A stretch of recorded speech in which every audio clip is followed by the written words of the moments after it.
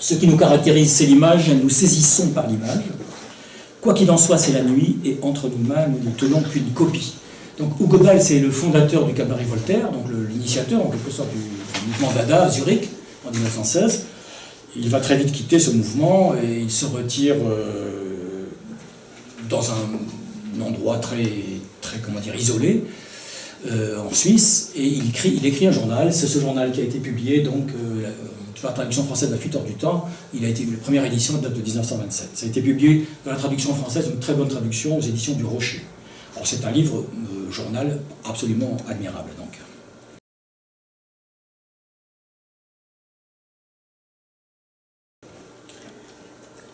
Alors un petit mot peut-être pour, en guise de préambule, pour vous présenter les images que j'utilise. J'utilise deux images pour présenter ce cycle, parce que je pense qu'elles sont assez caractéristiques, en tout cas de ma méthode et de mon propos, et aussi de la question, de l'enjeu de l'image.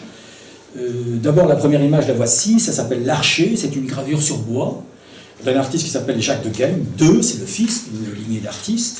Elle est conservée à Rotterdam, au musée Boijmans. L'Archer, selon la morale calviniste, c'est ce que le texte qui est en dessous indique, est un personnage dangereux, inquiétant.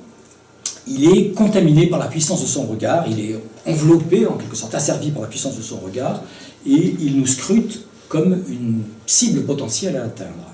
C'est une image, l'Archer, en tout cas dans le contexte calviniste, c'est une image de la concupiscence, la concupiscentia oculorum, comme disait saint Augustin, la concupiscence des yeux. Regarder, c'est être concupiscent. Ce que l'on regarde est objet de la concupiscence. Tout regard est par nature concupiscent. L'Archer, tenant sa flèche, regarde de manière fixement sa cible, et donc il est l'identification même, la définition même, la personnification en quelque sorte, l'allégorie, si on veut, de cette concupiscence. Alors, le saint Augustin que je cite, c'est extrait du livre 10, chapitres 30 et 34 de saint Augustin des Confessions. La racine de cette formule de saint Augustin vient de Corinthiens 1, 7, 38. C'est donc pas une racine, c'est pas une proposition inventée par Augustin. Le regard donc est par nature concupiscent, il est assujetti au désir, et saint Augustin condamne pour cette raison-là tous les jeux du cirque, le théâtre notamment, et toutes les activités qui sollicitent le regard. Plus précisément, il indique toutes les activités qui sollicitent le regard par le biais de la curiosité. Il y a vraiment le démarrage d'une grande problématique qui va faire sens anthropologiquement en Occident, qui est celle de Haro sur la curiosité. La curiosité, d'emblée, est malsaine et inquiétante. Les arts, évidemment, étant dans cette ligne de mire. L'Archer, donc, est la concupiscence faite chair. C'est lui qui vise et c'est lui qui tue. C'est lui qui tire et c'est lui qui viole. Mais selon les Italiens de la Renaissance, et notamment chez Alberti ou Filarete, l'Archer est une figure de l'artiste au travail, car l'artiste dit, Alberti, bande son arc. Mais cela reste vain, dit Alberti, s'il ignore où il doit diriger sa flèche. Donc c'était un propos d'Alberti dans De Pictura, 1435, au livre 1, paragraphe 23, pardon.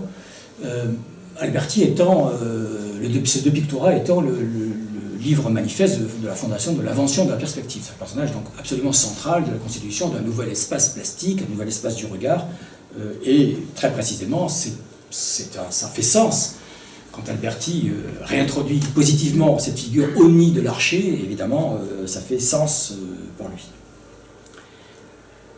La perspective, dit l'historien de l'art Mikhail Kubovi, vise l'œil comme un archer sa cible. Et il invente, donc Kubovi invente une notion qu'il appelle la métaphore de la flèche. Et il dit qu'en Occident, tout constructeur d'images, tout producteur d'images tire des flèches. Faire une image, c'est décocher une flèche. Et ce qu'il appelle la métaphore de la flèche, donc il va très élégamment rechercher dans le corpus de l'histoire de l'art des images qui pourraient illustrer cette fascination pour l'Archer, considéré comme finalement comme un alter ego de l'artiste. Si on observe l'arrière-plan de la gravure de De Ghem, on s'aperçoit que l'Archer est en train de lutiner la porteuse de lait, la petite bergère porteuse de lait, lutiner, faire le lutin, littéralement. Et il y a d'ailleurs un bœuf qui se trouve à l'extrême gauche de l'image qui regarde avec concupiscence, précisément, une pauvre vache qui se détourne de lui derrière. Donc, selon une logique tout à fait intéressante du regard qui doit aller chercher l'objet du désir au fond de l'image, où la réponse aurait bu et qui revient sur le premier plan. Voilà, on est vraiment dans la construction d'une image qui est censée délivrer une certaine forme de morale. Le berger, donc, l'archer lutine la bergère, un taureau regarde avec avidité une vache, et face à nous, le berger, avec la laitière, aidé de la laitière, qui porte ses seaux de lait, qui l'aide à s'équilibrer en quelque sorte, vise notre regard, vise le regard du spectateur. Un élément tout à fait étonnant est la turgescence de la culotte du berger, qui montre bien que l'opération en question, en direction de notre œil, est affaire de jouissance. Et qu'on peut prendre le mot tirer beaucoup de sens. Pour le dire autrement, tirer, donc, relève à la fois de la guerre, de la mort, de la perspective, c'est ce que dit Alberti, du regard, de l'œil et du sexe. Alors, je pense que cet étoilement de sens, si vous voulez, la guerre, la mort, la perspective, le regard, l'œil et le sexe, vous allez voir, très curieusement, se retrouvent systématiquement dans ces grandes images médiatiques qui sont objets de polémique. Ils cristallisent avec, on pourrait dire, il y a une cristallisation symbolique d'un certain nombre de traits anthropologiques extrêmement importants, hein, qui expliquent, qui donnent à penser que s'il y a eu débat, ça n'est pas pour rien, en quelque sorte. La deuxième image que j'ai utilisée, c'est un détail d'une œuvre célèbre de Mantegna, d'Andrea Mantegna, Le martyre et l'enlèvement du corps de Saint-Christophe. C'est une œuvre qui a été peinte en 1448-1457 à Padoue, à l'église des Eremitani, c'est-à-dire l'église des Ermites, dans la chapelle Ovetari. Antonio et Imperatrice Ovetari, les donateurs. Alors, c'est un lieu qui était magnifique, mais qui a été hardiment, sauvagement bombardé par les Américains en 1944, et tout a été quasiment détruit dans ce lieu. C'est une fresque de 6,64 m de longueur, qui aujourd'hui a été déposée, comme on dit, donc réinstallée sur toile. Le sujet de la fresque est emprunté à Jacques de Voragine, qui raconte ceci dans sa légende dorée.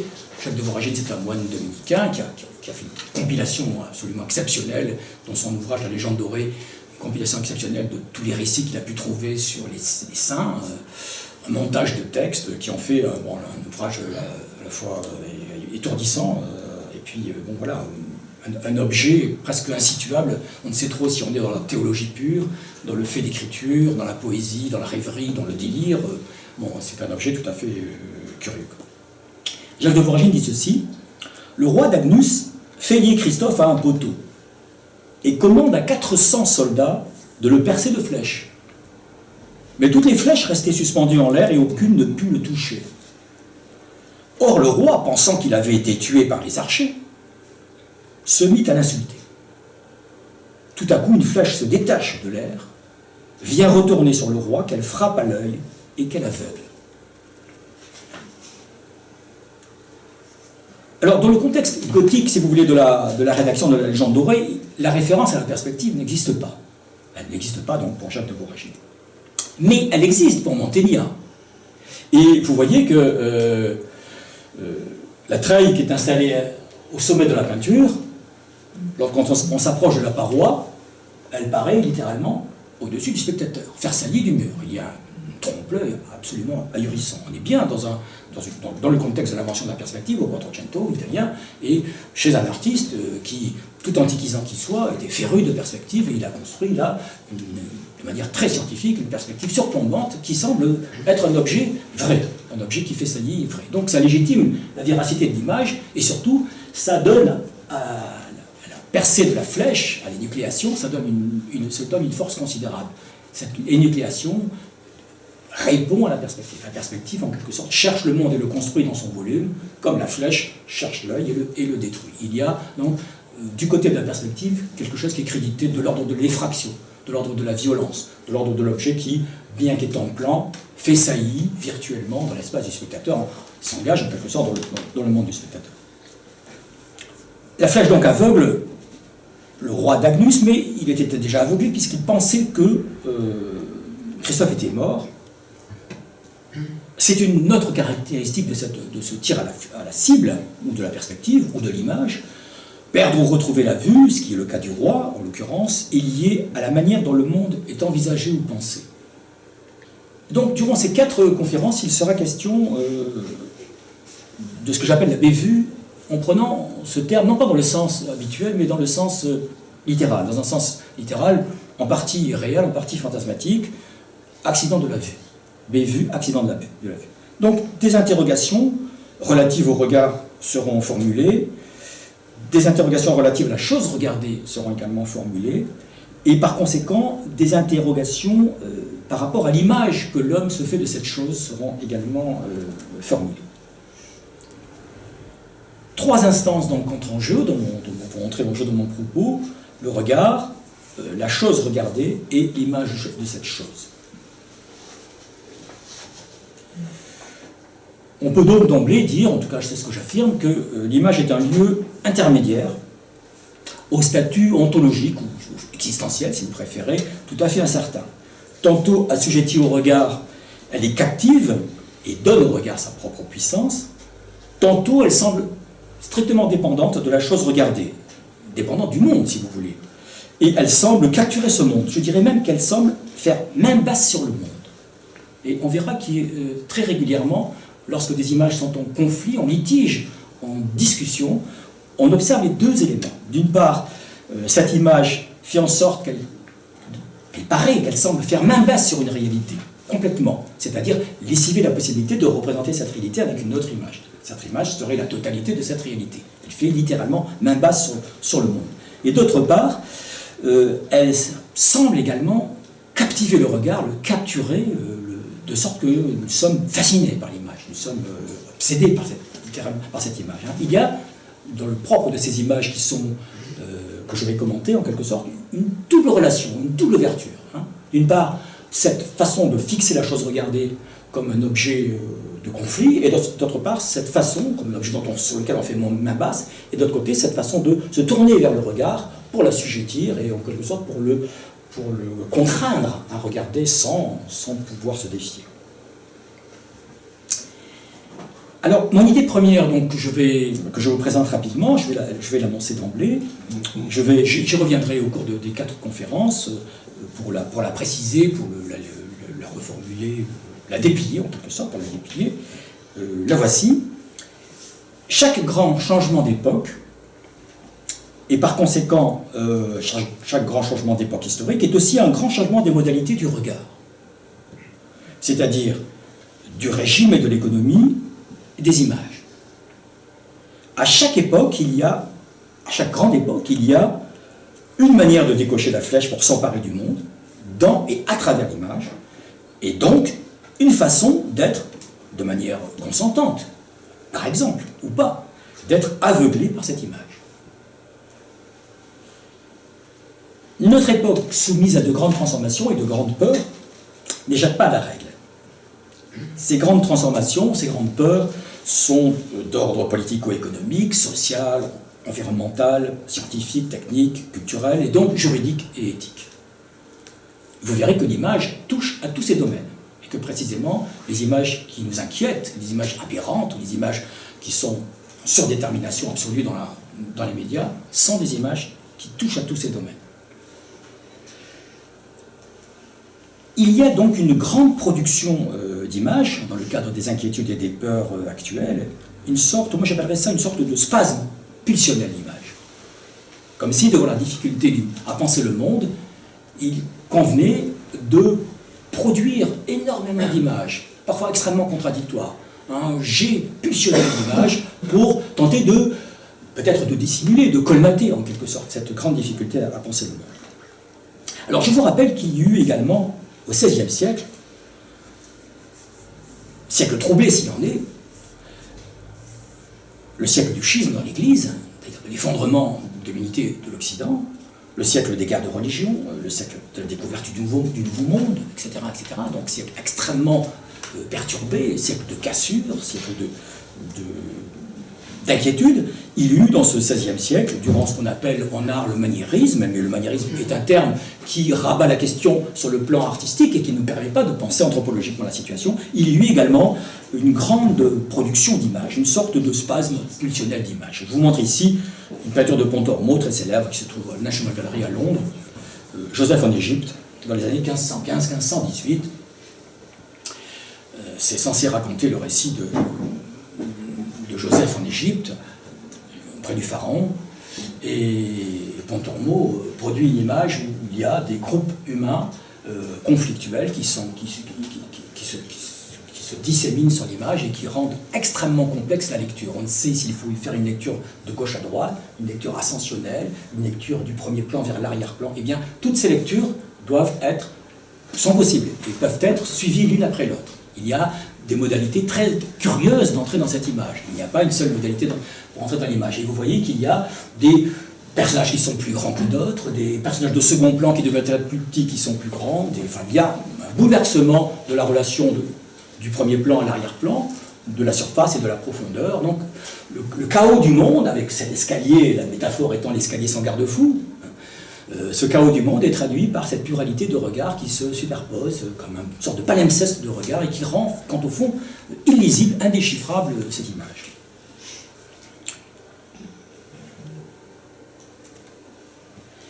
Nos sociétés sont entrées également, alors je ferai une comparaison, si vous voulez, avec nos sociétés au sens large, depuis la modernité, depuis la fin du XIXe siècle, début du XXe. Nos sociétés sont entrées dans une situation également de grande transformation de l'image, de nouveaux régimes de l'image avec la modernité. Avec deux inventions particulières. La première, c'est la photographie, brevet 1839, avec invention de l'instantané dans les années 1880. Je vous renvoie au livre Albert Londres, La photographie instantanée, 1886. C'est définitif, si vous voulez, l'instantané, c'est-à-dire que il est évident que Monet ne fait pas les séries de meules de foin, il ne peint pas la série de portails de la cathédrale de Rouen dans un vide historique. Il le fait parce que l'instantané est là, que la photographie le pousse en quelque sorte à produire la série. La série est une réponse à l'instantané photographique, une réponse plastique à une invention technique en quelque sorte qui bouleverse la question de la production de l'image peinte. Le cinéma, dans la même conjoncture historique, le cinématographe, comme on disait, est inventé par les frères Lumière en 1895. Alors, je vous montre ici une photo absolument merveilleuse. C'est Hippolyte Bayard, qui est né en 1801 et qui décède en 1887. Ce fameux autoportrait à l'appareil photographique qui date des années 1850. C'est une épreuve sur papier illuminé qui se trouve à Nemours, au château-musée. Voilà. Il est donc devant sa boîte optique. C'est un personnage de la Renaissance italienne, tel qu'il est là. Tel qu'il est présenté là, tel qu'il se présente en quelque sorte. Non pas un inventaire scientifique, mais quelqu'un qui manipule cette fameuse caméra oscura, cette fameuse boîte optique qui a traversé toute la Renaissance et qui vient d'Alhazen, peut-être, dit-on. Et le cinéma, donc le cinématographe des frères Lumière, voici les deux frères Lumière, une photo plus tardive, des années 20-25, et une affiche invitant à une projection du cinématographe Lumière. On peut remarquer tout de suite que les deux images symboles du cinématographe sont l'entrée d'un train en gare de la Ciotat, 1895, 50 secondes. Sur Internet, on peut le regarder. Et puis l'arroseur arrosé, 1895 également, 49 secondes. Eh bien, ces deux images symboles sont deux métaphores de l'archer visant l'œil du regardeur. Le train et la flèche, le jet d'eau et la flèche. Et on voit bien que dès que l'image mouvante, en quelque sorte, l'image moderne apparaît, elle reprend à son compte, elle réinstaure dans le champ de la pensée cette image validée de l'archer comme instigateur du réel, créateur du réel, qu'avait créé Alberti dans son idée de doctorat en 1435. Et évidemment, à mon sens, elle prend également en charge tout le passif, la dangerosité, l'inquiétude. Vous savez que lorsque, si on riait pour l'arroseur arrosé, voilà, les gens s'enfuyaient, quittaient la salle quand le train, semble-t-il, traverser l'écran et se projeter sur eux. Et on a bien l'articulation des deux, très subtile, montre bien qu'on est à la fois, on peut produire un rire, quitte à que ce soit un rire d'angoisse, mais on peut également produire vraiment une véritable inquiétude, anxiété. On retrouve les deux statuts, en quelque sorte, de l'image, les deux éléments du pouvoir de l'image. La photographie donc, et puis le cinéma vont assurer ce qu'on a pu nommer, alors je cite, la promotion de l'œil comme organe historique. La promotion de l'œil comme organe historique, c'est une formule de ce merveilleux historien de l'art, Johann Huizinga, dans L'automne du Moyen-Âge. Ça a été publié en 1919. Et il est le premier, dans le champ de l'étude de l'image, il est le premier à considérer, c'est un virage vraiment épistémologique en quelque sorte, hein, qu'on ne peut pas se représenter le passé, le restituer uniquement à partir de textes. On peut aussi le restituer à partir des images. Et on peut, en questionnant les images, en les analysant, on peut faire ressurgir le passé tout aussi bien qu'avec des documents, d'archives, etc. C'est une véritable révolution. Hein, en tout cas, pour les historiens de l'art, c'est une véritable révolution. Et il y a encore aujourd'hui des historiens de l'art qui n'ont pas à digérer cette affirmation-là. Hein. On a encore beaucoup de livres qui, sur le Moyen-Âge par exemple, qui utilisent la reproduction des enluminures de manière quasiment décorative. Hein. L'enluminure est à la page 390, mais page 389 et page 391, il n'y a aucun mot sur l'enluminure. Elle est là, c'est d'en faire valoir. C'est quelque chose, c'est un objet, comme quelque sorte, qui décore le livre, qui ne fait pas sens relativement à l'analyse historique. Eh bien, pour Huizinga, oui, puisqu'il analyse des œuvres comme s'il a analysé des documents, en les prenant, en leur assurant un coefficient de vérité et de réalité extrêmement important. Alors je vous conseille ça, il est publié là, c'est une édition récente, petite bibliothèque Payot, absolument prodigieux, c'est un livre prodigieux, qui ne parle que du XVe siècle, comme siècle où s'achève le Moyen-Âge et où commence la Renaissance, qu'il appelle l'automne du Moyen-Âge. Et je vous conseille notamment le chapitre, très beau chapitre sur la nuit, où il explique qu'on ne peut pas penser le XVe siècle si on a oublié qu'il n'y a pas d'éclairage, pas d'électricité, et qu'on s'éclaire à la bougie, et qu'il dit que les nuits sont, la nuit est permanente dans les campagnes, dans les villes. L'homme est environné par la nuit, et donc voilà, c'est un très beau chapitre sur comment faire une image dans le noir. Aujourd'hui, il y a l'informatique, le numérique, Internet, une nouvelle transition historique s'ouvre. Le web, donc le grand réseau mondial, ou la grande toile mondiale, ou la grande toile d'araignée mondiale, date de 1990. Et Google a été créé en 1998. C'est très récent. C'est très récent. Le Google, en anglais, correspond à 10 puissance 100. Et le procédé là, à 10 puissance 100, soit 1 suivi de 100 zéros. C'est un jeu de mots étymologique sur ce terme qui a été utilisé pour l'appellation californienne. Toute l'économie du net, vous le savez évidemment, fait un usage intensif de l'image.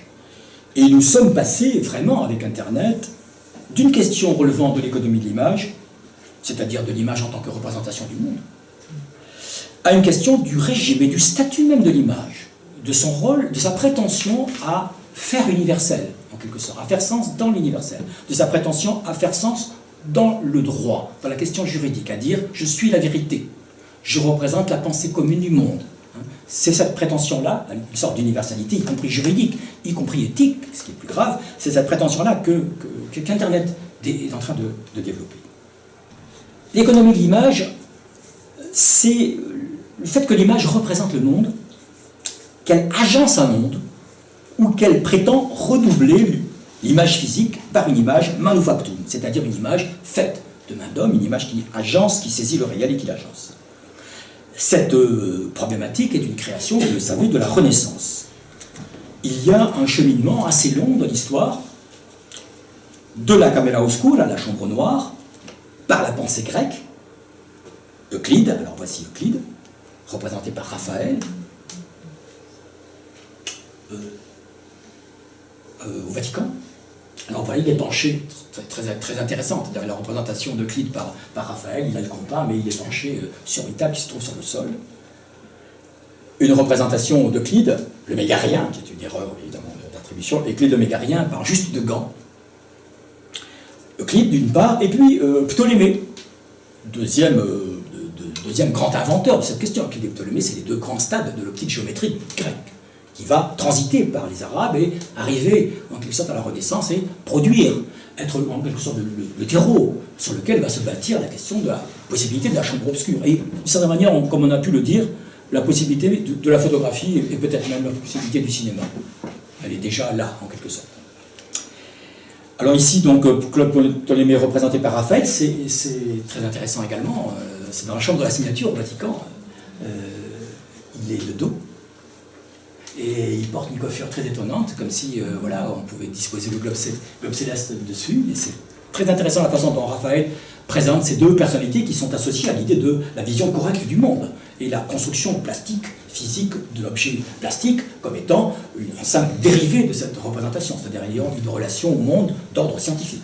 Et bien il les représente tous les deux, l'un dans une mauvaise posture en quelque sorte, et puis on ne peut pas le voir, son visage est impossible, et l'autre côté il est retourné, et voilà, c'est assez intéressant. Et puis évidemment Juste de Gand le représente un peu différemment. Il met un turban un peu oriental et il a une sphère armillaire à la main. Euclide et Ptolémée et cette recherche ancienne, cette optique géométrique, si vous voulez, grecque, va passer par Alhazen dans Ibn al-Haytham, dit Alhazen, 965-1039, et c'est, alors à gauche, à droite, une représentation très certainement fantaisiste, elle se trouve sur pas mal de billets de banque dans les pays arabo-musulmans. C'est un personnage très important dans la pensée musulmane, évidemment. Et à gauche, c'est une représentation de l'encyclopédie de Diderot et d'Alembert représentant la chambre obscure la chambre noire, la camera oscura, telle qu'Alhazen l'avait inventée, l'aurait inventée.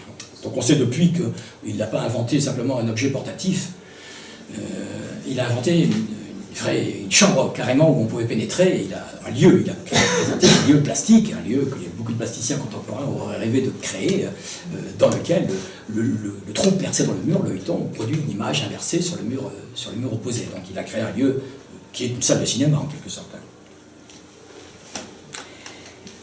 Cette image donc de la chambre optique, de la chambre obscure, de la camera oscura, projette un monde de l'homme et pour l'homme. C'est le socle de l'humanisme.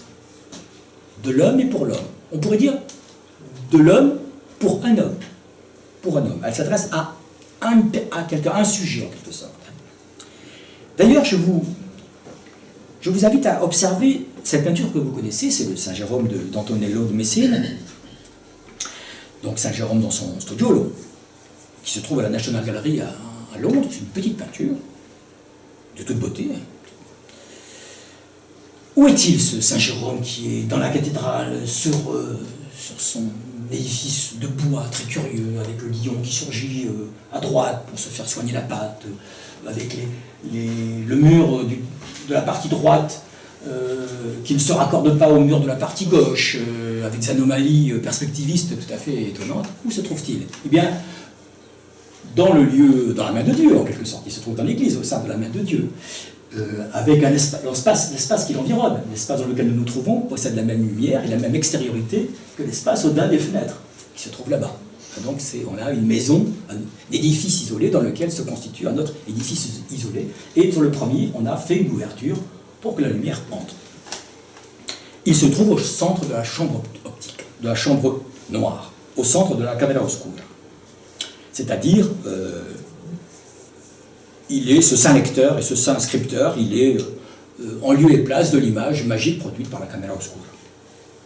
Il est l'officiant, il est le laborantin si vous voulez, il est l'artiste qui élabore l'image, mais il est l'image elle-même. Il est l'image elle-même qui s'inscrit tout au fond du sténopé, sur la paroi interne de la camera oscura, tout au fond du tableau, à l'intérieur de l'église. Il y a dans cette mise en boîte, cette espèce de mise en abîme, de poupée gigogne que construit cet artiste, Antonello, il y a véritablement une perception très nette de ce qu'est le pouvoir de l'image et le pouvoir de l'optique, de la construction optique de l'image. Le mur donc découpé dans le spectateur correspond à l'oculus percé dans la boîte, et donc notre regard, nous qui regardons cette petite peinture à Londres, est semblable à la lumière. Et notre regard se resserre et s'engouffre dans la boîte optique pour décliner l'image, pour la déliner, littéralement, pour déliner l'image du saint dans son atelier. L'opération que nous construisons, donc, avec l'aide d'Antonello, est une opération optique de surgissement, de mise en place de l'image, y participant à une véritable expérience. C'était une expérience scientifique qui me confie. Antonello va, artiste prodigieux, très grande culture, grande intelligence, il va bien nous faire comprendre, par un petit détail, quasi invisible, il va bien nous faire comprendre qu'il s'agit bien d'une plongée du regard, que ce qu'il attend de la part du spectateur, c'est d'une plongée du regard selon des lignes de fuite qui seraient matérialisées.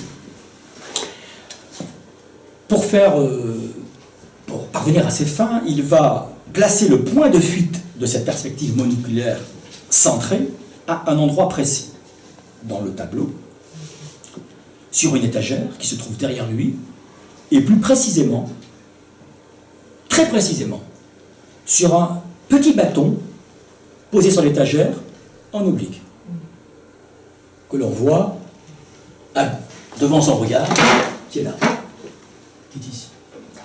Un petit bâton, qui n'est ni un crayon, ni une règle, un simple bâton de bois, posé donc debout, mais appuyé sur le fond d'étagère. Un bâton donc qui se présente tout à fait comme le gnomon du cadran solaire. Voilà. Et puis je vous montre un objet qui se trouve au Louvre, dans les collections du Louvre, un cadran solaire donc de la Renaissance, alliage de cuivre, doré et d'ivoire. Ce bâton donc dans l'œuvre d'Antonello fonctionne avec la lumière du soleil, avec l'irruption de la lumière qui découpe dans l'ombre une ombre portée, comme l'index qu'il désigne. Antonello fait signe vers nous et nous dit quelque chose.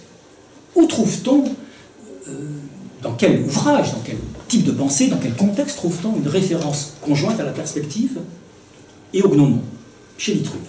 Chez Vitruve, voici Vitruve, chez Vitruve, dans son De Architectura, 1er siècle de notre ère, au livre 9.8, chapitre 8, il y a ce lien, cette articulation qui est faite entre les deux éléments, entre la perspective et le gnomon. Il en va de même que le gnomon projette une ombre, la perspective également, comme le soleil, se projette et projette une ombre. Du même coup, Antonello nous renvoie au fameux verset d'Ésaïe qui évoque le cadran solaire du roi Akaz, 743-728 avant notre ère. Voici ce que dit Ésaïe. Voici que sur les degrés d'Akaz, je vais faire reculer l'ombre qui est déjà descendue. Alors, remarquez le changement de temps. Voici que sur les degrés d'Akaz, je vais faire reculer l'ombre qui est déjà descendue. Elle reculera. C'est le futur d'action. Elle reculera de 10 degrés. Et le soleil remonta. Soudain, c'est simple.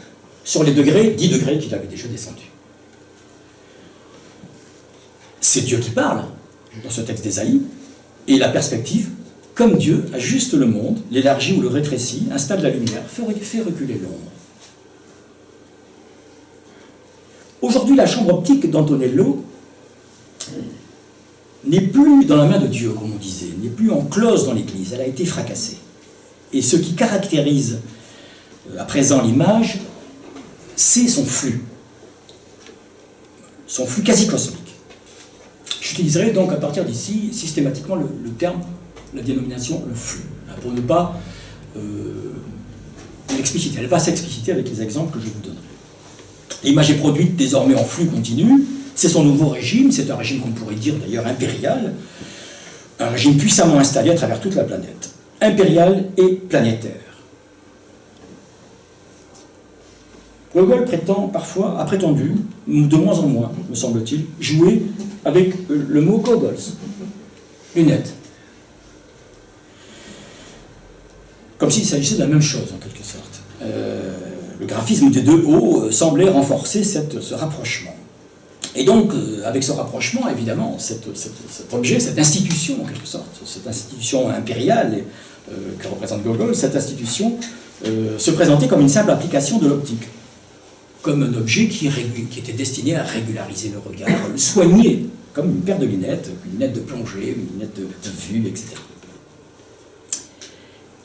Je vous rappelle, en anglais, Gogol a le regard fixe, to Gogol hat, fixé avec des yeux ronds. Donc toute opération qui serait liée à l'exercice de la vue, de sa propre santé visuelle. Mais cet appareil qu'est Gogol n'est pas un appareil de vision, c'est un appareil de pensée, essentiellement. Et il est très loin des schémas protecteurs de la paire de lunettes.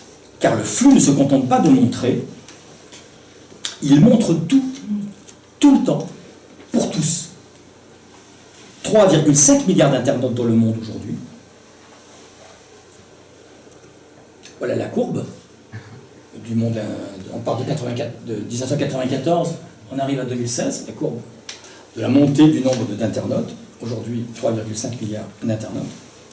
Le flux traverse donc l'espace dans l'astéroïde mouvant du temps et produit un cosmos inouï qui est, qu'on le veuille ou non, notre monde actuel. Le statut de l'image, donc, aujourd'hui, est radicalement transformé. Il est transformé de sa production à sa réception, en passant par sa forme.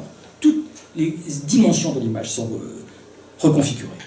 Il est transformé avec une radicalité telle que le cadre juridique, le cadre philosophique de l'image, c'est-à-dire sa propre signification ontologique, en quelque sorte, s'en trouve bouleversé.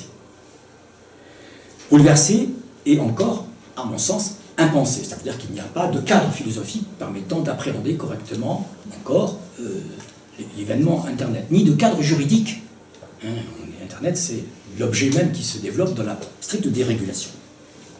Le nouveau statut auquel prétend l'image, donc comme je l'indiquais tout à l'heure, et c'est là que la question est assez grave, c'est celui de l'universel. L'image relèverait désormais de l'universalité absolue, et elle serait l'horizon de la pure pensée, la pure raison partagée, en quelque sorte. De sorte que toutes les images diraient la vérité, en tant que chaque image ne vaut qu'à être rapportée au flux incessant où elle est insérée. À chaque fois qu'on polémique sur une image, oui, mais il y a l'autre image, il y a celle-ci, il y a celle-là, etc. La vérité fuit entre nos mains, mais le phénomène se développe. Chaque image est déjà englobée dans le fleuve en devenir permanent du tout image. Ce tout image, ce flux, comme je le nomme, donc, s'érige alors en logos transcendantal. De fait, il s'érige en logos transcendantal.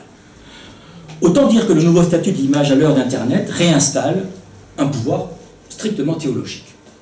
Un pouvoir qui s'érige en discours du divin, en voix suprême, surplombant l'humanité. Un pouvoir théologique que l'on croyait disparu depuis plus de 2 siècles. Pour le dire autrement, le flux des images, le flux donc, est un vecteur central de la lutte qui se développe à notre époque pour s'arroger la domination de l'universalité du visuel, pour détenir le pouvoir de qualification de ce qui est universel et de ce qui devrait, par conséquent, s'imposer à tous. Dans 4 conférences, durant ces 4 conférences, je vous proposerai, en partie du moins, à faire un arrêt sur image.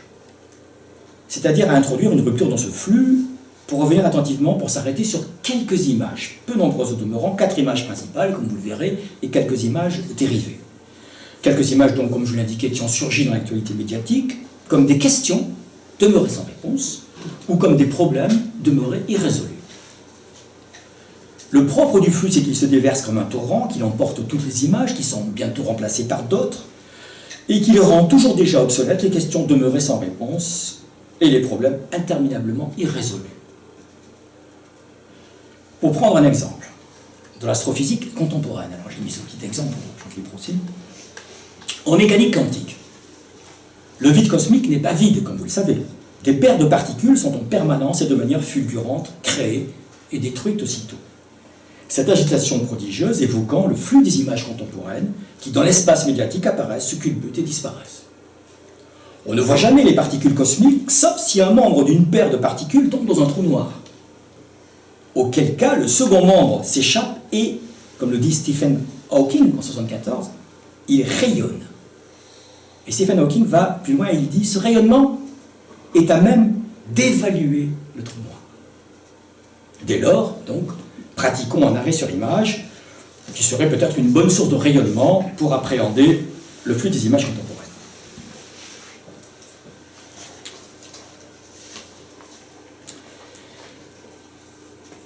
Le plan énigmatique que l'on pouvait étudier, le plan énigmatique du cinéma ou de la photographie, le plan fixe en quelque sorte que l'on pouvait étudier à loisir, le photogramme qu'on extrait du film, avant, c'était avant. Par exemple, bon, ben, j'ai l'impression qu'il y a des choses qui ne sont pas passées, voilà. Par exemple, après un film d'Hitchcock dans les cahiers du cinéma. Alors je vous montre deux images extraites, ce ne sont pas, vous savez qu'il n'y a pas de photogramme à proprement parler d'Hitchcock, il y a des photos de plateau, comme ça se pratiquait à l'époque, avec une qualité de noir et blanc et plastique de définition tout à fait ahurissante. Fenêtre sur course, une photo de plateau, donc ce photogramme n'existe pas à proprement parler dans le film. Et je l'ai choisi à dessin parce que regardez bien, on retrouve également l'archer. L'archer est là. Hein, c'est-à-dire la métaphore même de Hitchcock et des metteurs en scène. C'est la métaphore de la construction du monde par le biais du viseur et du regardeur. Et là, on voit bien que dans le viseur et dans le regardeur, il y a la jeune Starlet qui habite de la maison dans la cour. Si vous avez vu le film, je pense, qui est regardez, et voilà, ça a l'air de réjouir énormément notre héros. On lui a mis une jambe de bois pour... d'un point de vue psychanalytique, c'est assez intéressant. On l'a emmailloté pour le rendre en quelque sorte inefficace. Donc il n'y a pas de turgescence, comme Jacques de Gaulle le fait, puisque son membre est dans le plâtre, littéralement.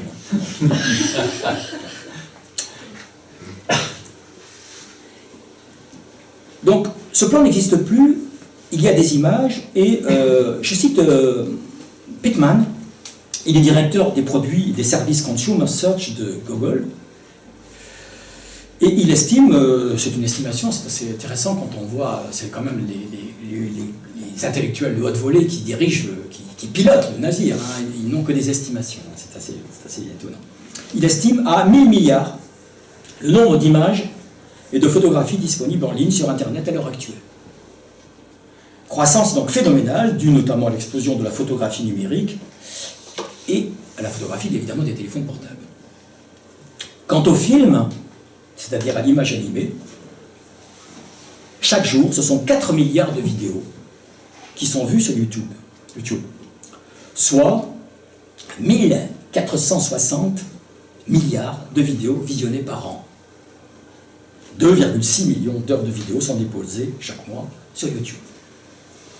Autant vous dire que nous sommes parvenus dans une société de la quantification immaîtrisée.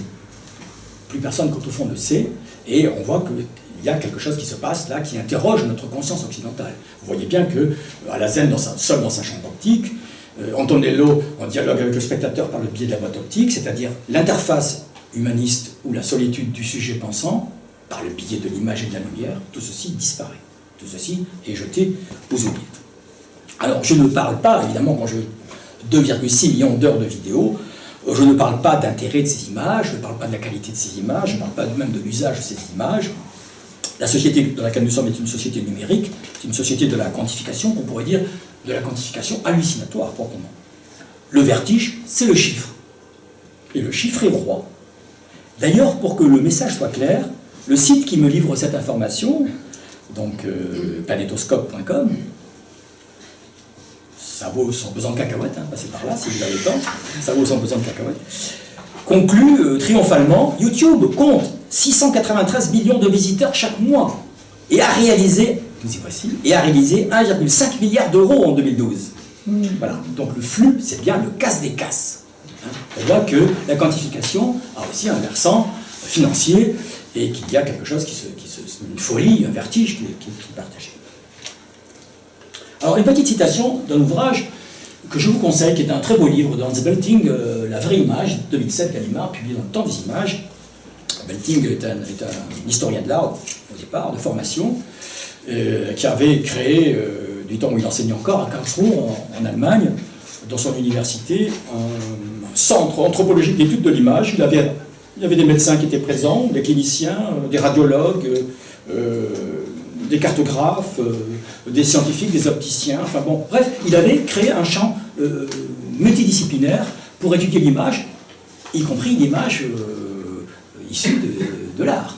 Donc les images artistiques, les crânes de vanité, les personnages, les scènes de genre, etc., étaient soumises aux radiations croisées, en quelque sorte, de ce champ de lecture C'est un auteur absolument passionnant. Alors voici ce qu'il dit. Dans la révolution post-industrielle que nous vivons, la société s'est mise à produire de moins en moins de choses matérielles et de plus en plus de données ou d'informations. Le point de gravité se déplace alors définitivement de l'objet à l'image. Les images deviennent en même temps des symboles et des masques de l'information désincarnée. La production d'images étant promise marchandise essentielle, les informations sont plus convoitées que les choses elles-mêmes, l'objet du désir est une image. Voilà. Donc avec l'introduction, du point de vue psychanalytique, à mon sens, absolument fondamentale.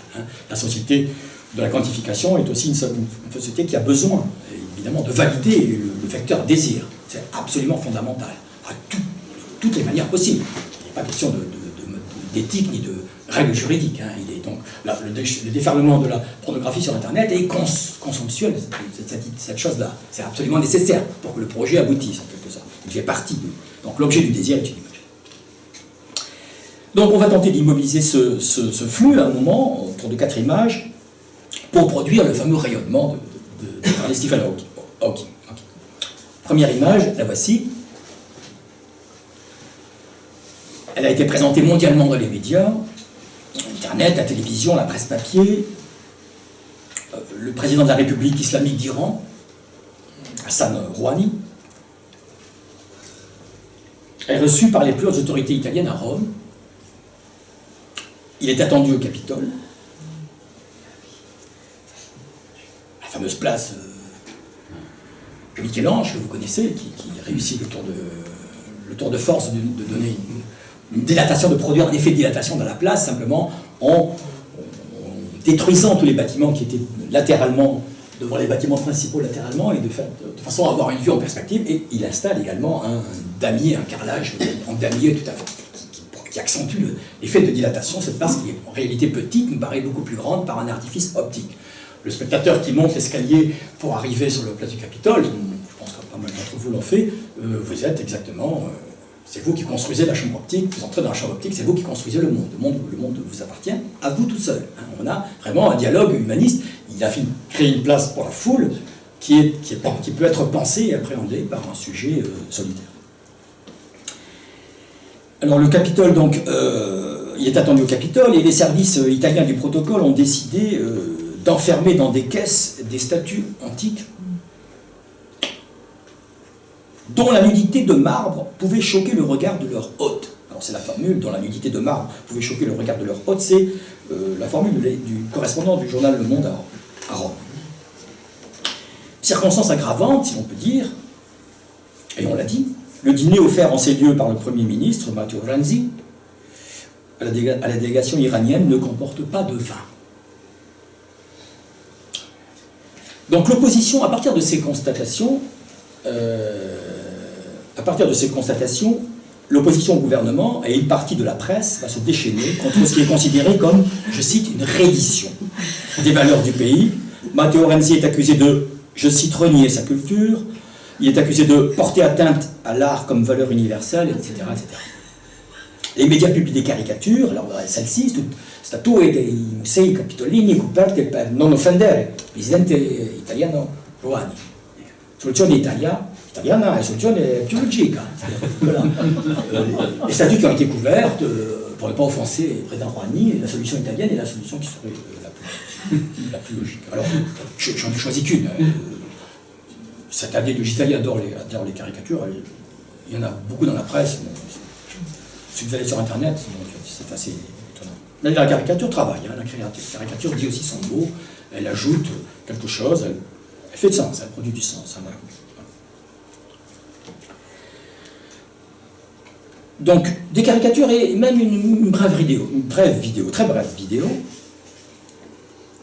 tournée à la sauvette dans un couloir du rez-de-chaussée, et que devait emprunter Rouhani, et l'on remarque, si l'on fait un arrêt sur l'image, dans cette vidéo, un plan très bref, on remarque que certaines statues ne sont pas voilées, mises en boîte, ou masquées. Pas ou pas encore. Bon. D'ailleurs, qu'est-ce qui a été voilé au juste sur le chemin du président Rouhani? Eugénie Soba. C'est ce qu'affirme cette image, mais il s'agit, comme vous le voyez, d'un montage. Un télescope de réalité, on crée par ce télescopage un phénomène de rejet. Rouhani est représenté de l'autre côté, un phénomène d'exclusion réciproque. Ça ne peut pas fonctionner ensemble, en quelque sorte. La civilisation perse actuelle est absolument réfractaire à l'âge classique, à la beauté, etc. Cette image-ci est reprise en boucle. C'est l'image où Rouhani pénètre dans le fameux corridor de la tentation, si l'on peut dire. Eh bien, cette image qui est reprise en boucle dans tous les journaux, les hebdomadaires, les quotidiens, vous le voyez, c'est un photomontage. Il n'y a pas d'image de Rouhani traversant ce fameux corridor.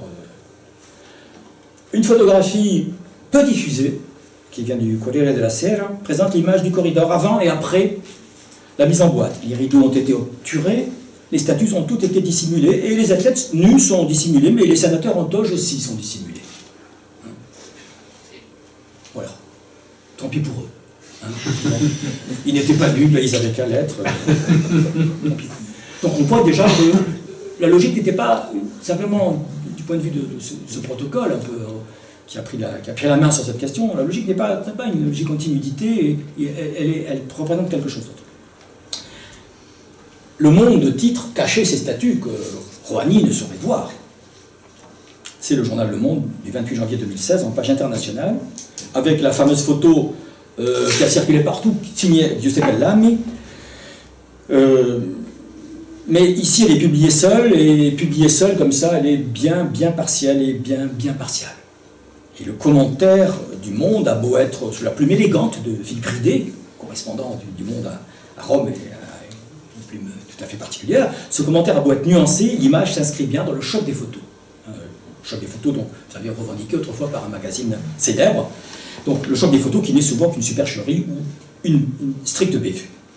En fait, l'enquête n'est pas menée, le Monde traite la chose par-dessus la jambe, pourrait-on dire, l'enquête n'est pas menée par ce journal, ni par d'autres journaux rigoureux.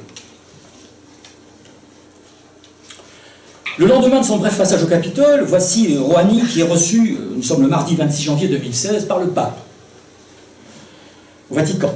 Et François, donc en bon jésuite baroque, n'a pas jugé utile de dissimuler la moindre image du Vatican, et il reçoit donc son hôte étranger sans que cela, semble-t-il, fasse le moindre problème. Beaucoup de bruit pour rien, pourrait-on dire, mais c'est la règle du jeu dans le flux. C'est la règle du jeu des images dans le flux. On la nommera règle numéro 1, vous verrez qu'elle reviendra dans cette conférence. La voici, les images restent. Elles se dédoublent, elles se dupliquent, elles se démultiplient, elles se propagent. Les images se propagent, toutes les images se propagent. Le propre de l'image, c'est sa puissance de propagation. Pas du tout d'accompagnement de commentaires. L'important est qu'elle se propage. Dès lors, et c'est une autre règle, une deuxième règle, règle numéro 2, les images surmédiatisées créent elles-mêmes du réel.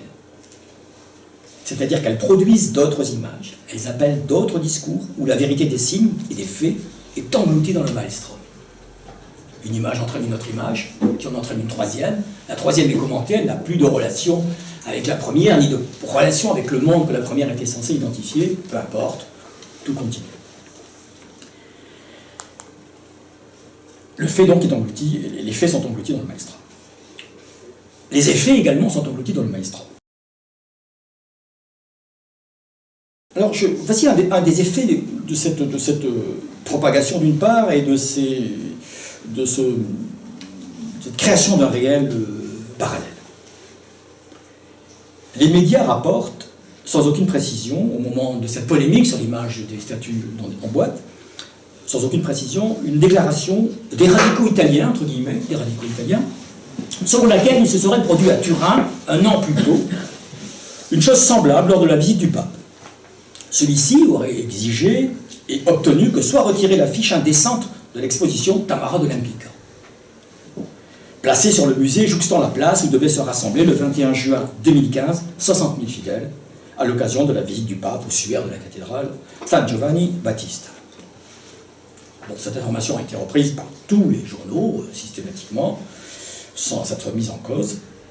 En réalité, les radicaux italiens dont on parlait, comme d'un groupe politique, il s'agit donc d'une déclaration de l'association Maria Adelaide Alieta. C'est une députée du parti radical, très célèbre en Italie, qui a été résistante dans son enfance, personnage très important de la conscience italienne, décédée en 2000. Elle a une association qui défend donc sa mémoire, et l'association a déclaré: les affiches de l'exposition de Tamara de Lempicka ont été couvertes pour la visite du pape dans notre ville laïque de Turin, mais personne ne s'en était scandalisé. Alors, vous voyez que dans la teneur du message de cette association, il n'y a pas non plus d'attaque contre la couverture. C'est simplement une indication factuelle qui est présentée.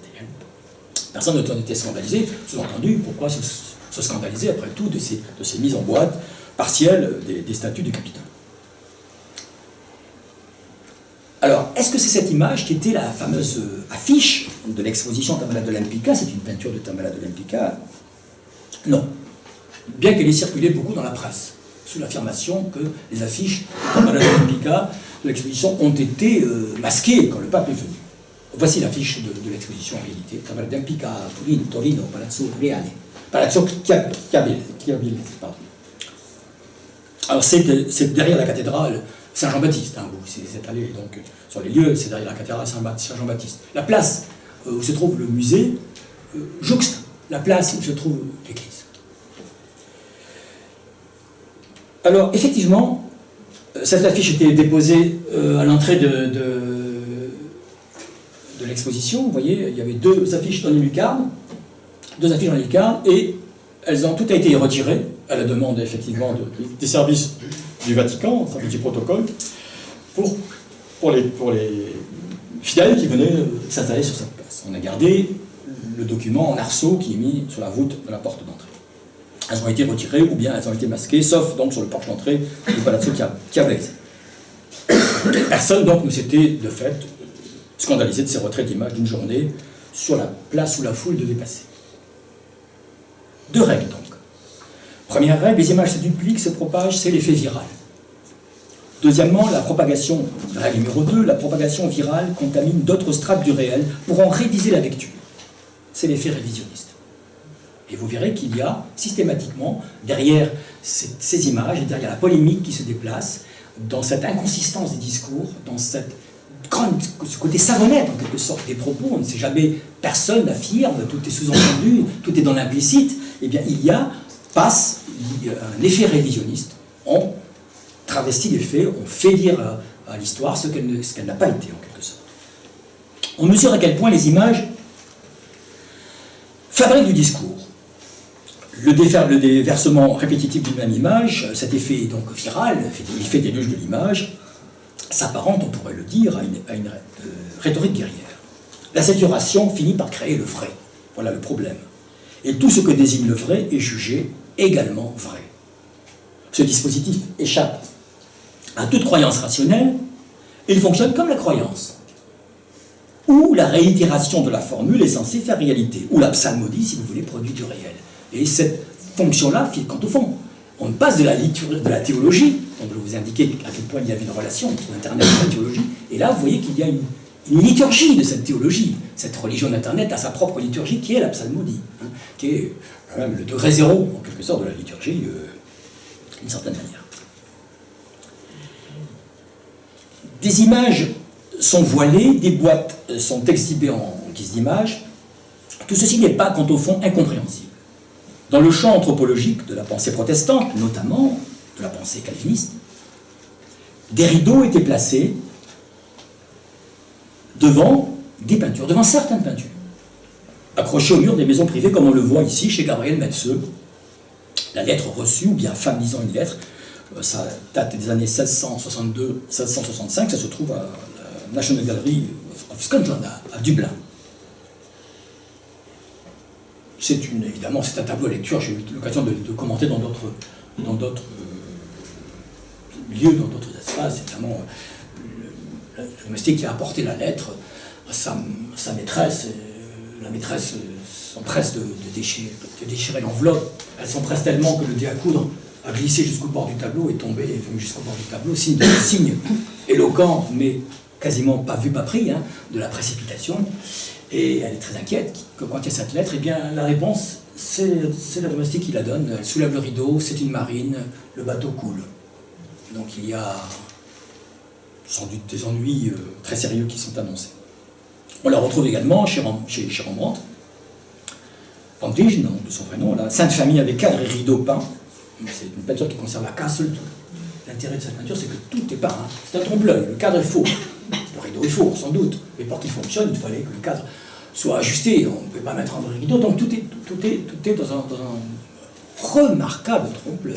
Comme si le tableau donc exhibait, produisait lui-même l'image même illusionniste de son propre rideau, comme une possibilité potentielle de tirer le rideau et de dissimuler à la vue cette image de la Sainte Famille que l'on... Voilà. Vous savez, dans les maisons hollandaises au XVIIe siècle, un grand nombre de peintures étaient dissimulées, les rideaux étaient ouverts quand certains visiteurs étaient présents, mais la plupart du temps, les peintures étaient fermées derrière des rideaux. Hein. Il y avait, c'est la relation calviniste, protestante, une relation à l'image. Il n'y a pas de gâchis en quelque sorte, l'image n'est pas en permanence présente. L'image doit accéder à l'image et c'est ce que Rembrandt intègre. Et on tire le rideau de la Sainte Famille, fuse de manière illusionniste, pour accéder à une scène précise qui doit conduire à la méditation, à la prière, etc. Donc l'image ne se gaspille pas et elle ne peut pas être comme ça impunément présentée. La présentation de l'image est une question absolument fondamentale. Aussi fondamentale d'ailleurs que chez les jeunes plasticiens d'aujourd'hui, la présentation du travail plastique est toujours extrêmement importante. Hein. La façon dont l'œuvre se dévoile est toujours extrêmement importante. Voiler les images, donc, ou plus précisément, créer des dispositifs permettant alternativement de voiler et de dévoiler les images, participe d'une conception essentialiste de l'image, pardonnez-moi, accordant à celle-ci un pouvoir d'effraction particulier. Toute une tradition occidentale, appelée parfois la théologie de l'icône, s'efforce de la sorte d'installer dans le processus de civilisation, une dialectique du visible et de l'invisible. Et donc une éthique de la responsabilité envers les images. C'est ce qui passe notamment dans l'esprit calviniste. Et même chez Luther, qui n'a jamais qui n'a jamais indiqué comme nécessité la destruction des images, mais seulement l'interdit sur les images saintes. Toute autre image, pour la raison pour laquelle, dans l'espace protestant, il y a la prolifération de la nature morte, d'images en quelque sorte qui ne portent pas atteinte à la représentation du sacré. Donc une dialectique du visible et de l'invisible, une dialectique de la responsabilité. On pourrait, d'une certaine manière, considérer l'art minimal américain, le minimalisme, comme on dit parfois, comme un retour ou comme une résurgence de cette dialectique, de cette éthique dans l'espace américain. C'est le fameux die, le cube, mort, un D ou la mort, selon les points de vue, hein, le fameux cube de métal de Tony Smith de 1972. Pourquoi ces rappels? Simplement pour préciser ce qui sera ma position permanente durant ce cycle de conférences, c'est celle de Spinoza dans le traité politique. Vous savez, c'est le dernier texte de Spinoza, c'est le Spinoza ultime, c'est le texte qui est resté inachevé à la mort de Spinoza le 21 février 1677. J'ai pris grand soin, dit Spinoza, de ne pas tourner en dérision les actions humaines, de ne pas les déplorer ni les maudire, mais de les comprendre. Voilà, c'est la position que je souhaite tenir. Alors quoi, cette image donc des sculptures du Capitole en boîte, ou de quelques boîtes enfermant des sculptures, qu'est-ce que c'est? Qu'est-ce que c'est du point de vue des médias? Voilà, je me suis posé la question en quelque sorte, et si j'essayais de me mettre un peu à leur place quand même, hein, en dépit des errements. Alors, c'est d'abord l'indice d'une réalité jugée insupportable. Il serait porté atteinte à notre culture, à notre art, à notre civilisation, nous qui aimons l'art antique, nous qui aimons la statuaire grecque et romaine, de divinités nues, les musées, les femmes nues, les hommes nus, pourquoi pas, la beauté, l'amour, le sexe, la vie, etc. Alors je file la métaphore, comme on dit, hein, je tire le fil, mais parce que ces termes sont venus consteller des propos à droite et à gauche. Hein, et on voit bien que tout d'un coup, on fait tout un plat, comme on dit. Nous voulons des images de tout cela, nous voulons des images visibles, c'est ce que disent les médias. Il est vrai que la mise en caisse des statues s'apparentait symboliquement à une mise en bière, à une sorte d'enterrement. une sorte de mise à mort suite à la disparition brutale de l'histoire de l'Antiquité et des corps sculptés. L'image litigieuse, l'image conflictuelle, traverse une épaisseur anthropologique et porte atteinte, croit-on, au symbole. Ensuite, du point de vue des médias, me semble-t-il, j'ai tenté de me mettre à leur place, cette image des statues en bois, c'est une image fétiche. C'est une image fétiche qui permet de dire, mais vous voyez bien que, vous voyez bien que l'iconoclasme, que l'islam, que les Arabes, etc., etc. Vous voyez bien qu'il nous agresse, puisqu'il cache les images, nos images, il les soustrait à notre regard, ils effacent une partie du réel, de notre réel, et cela avec le consentement de ceux qui ont déjà capitulé. Matteo, le pauvre Matteo Renzi, qui n'en peut mais. L'image des statues en boîte, donc, est un fétiche iconophile. Ne touchez pas au concile de Nicée, 1987. Nous voulons des images, et encore des images. Voiler, cacher nos images, c'est s'en prendre à nous. Donc, un réel insupportable, une image fétiche de ce réel, et bien sûr, tout ceci sur fond d'une vision assez délirante du monde et de la vie en société, c'est-à-dire de l'harmonie, une vision du monde, d'une société où il n'y aurait ni harmonie, ni équilibre des passions, ni mesure, ni échange, etc. Il est triste, je précise, de voir que quasiment tous les médias, y compris les plus sérieux, j'ai regardé la presse internationale, italienne, allemande, américaine, y compris les plus sérieux, semblent s'abandonner aux délices dangereux de l'effet viral, révisionniste et manipulateur des images, en laissant travailler la chambre d'écho. Alors que ces journaux savent très bien faire des focus sur des mises au point. Ce sont des images pas très graves.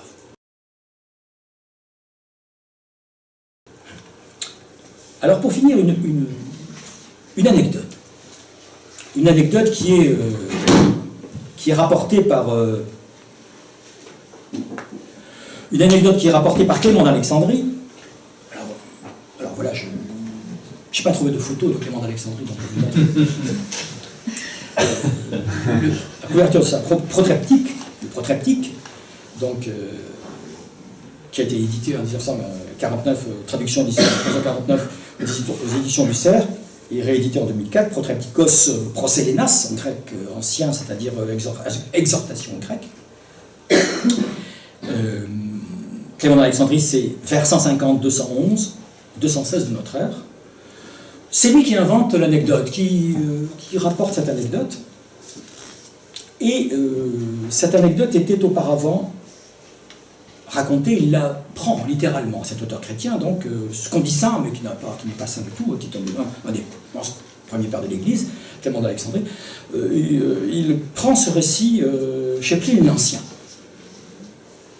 Dans son histoire naturelle de Pline, 1er siècle de notre ère. Le récit concerne l'étrange et inquiétant pouvoir d'une célèbre sculpture de Praxitèle, l'Aphrodite de Cnide. La statue était parfaite, non seulement belle, mais aussi désirable, dit Pline, à tel point qu'un homme épris de la statue alla jusqu'à, je le cite, avoir commerce avec la pierre. Minutae telito. Cette œuvre, affirme-t-il, rendait les hommes éroticoi, érotomanes, c'est-à-dire saisis par une irrépressible pulsion d'éros, par une violente passion érotique. Le récit de Pline apporte d'autres précisions.